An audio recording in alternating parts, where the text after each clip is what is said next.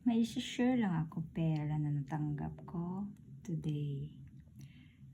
Usually, di ba ito yung parang oldest na 1,000 pesos na tinatanggap pa rin sa ano natin sa market.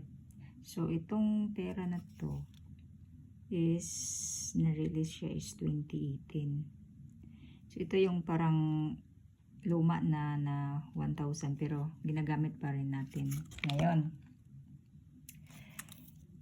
Then, parang nagkaroon tayo ng bagong disenyo pagka 2021. Ito yung pera na ito, nag-iilaw na yung 1,000 at saka may guhit-guhit na sa dulo.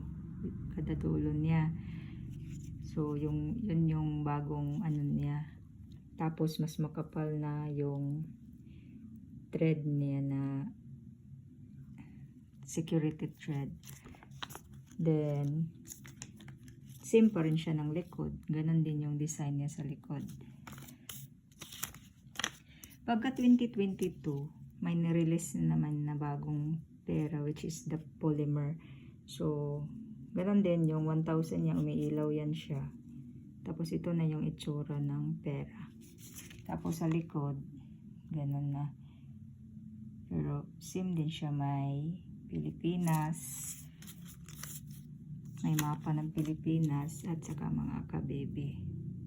Pero, polymer na yan siya yung 2022. Ngayon, nagtataka ako.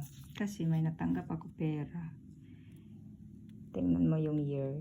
2022. 2024. Tapos, yung design niya is same sa 2028 na lumang pera. So, bakit parang ginagaya nila yung nag-release sila ngayon ng 2024 na lumang design na nandito na tayo sa nandito na tayo bandaw dito sa polymer at saka ito. Bakit bumalik sila doon sa design ng 2018? So, same lang naman yung likod. Hindi naman din siguro siya fake. Kasi may mga din naman. Makikita mo rin naman yung mga tao sa likod. Yun lang. Bakit nag-ano siya ng bagong design ng 2028 na design?